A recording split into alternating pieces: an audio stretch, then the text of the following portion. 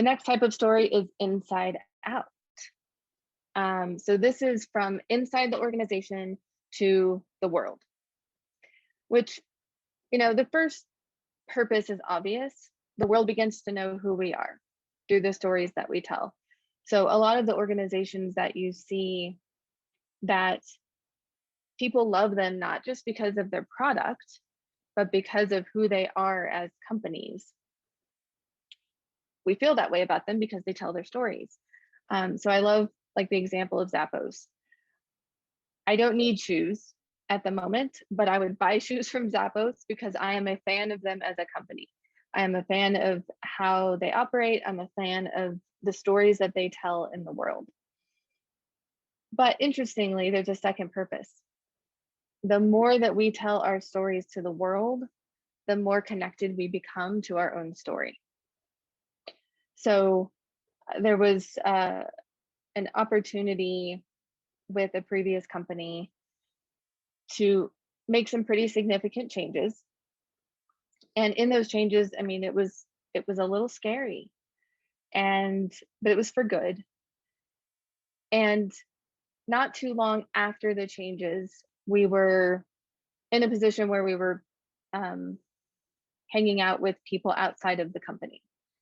And I heard team members telling the story of the changes that we went through. And as they were telling the stories, the people around them were affirming them. The people around them were saying like, wow, that sounds, scary, but brave and like really going in the right direction. And I began to hear the tone in their voices and the team members' voices change. Like they began to feel more proud of the story that they were telling. So when we tell our story, not only do others connect with us, but we actually become more connected, more proud, and we actually start to see more things in our own story. So inside out stories are incredibly powerful for that reason, not only for others, but for ourselves.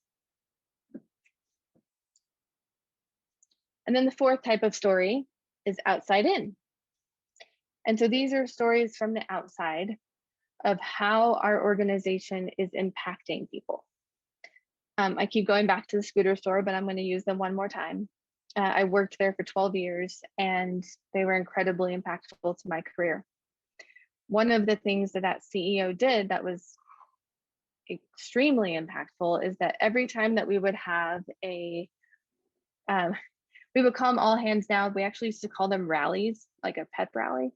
Every time we would have a rally, our CEO would make sure that we had some sort of customer story. So sometimes it was playing a voicemail for everyone. It was like a 1,500 person company. And so they'd play it on the big, PA system.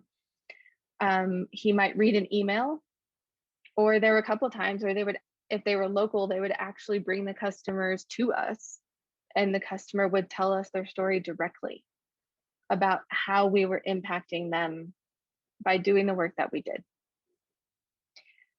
This was incredibly impactful, especially, I was in the IT department in software development, and it is very easy, especially for software developers and QA people in IT, to feel disconnected.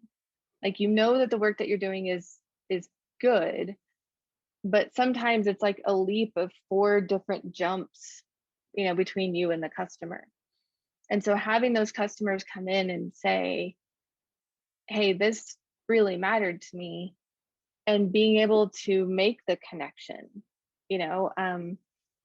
we wouldn't be able to deliver that equipment to that customer if we didn't have, the right software in place to track the equipment, et cetera, et cetera. So bringing in those stories of customer impact are incredibly important. Sometimes this can be done, through sprint review. When you have actual customers in sprint review and they're saying like, yes, that's a great feature, that would be really helpful. And by the way, the one that you released last month, here's how it helped me. Having customer connection is what keeps us going. It's what keeps us connected to what we're doing in the big picture. And not sort of focused in only on what we're doing today, which can become a grind in time. So that was our last one.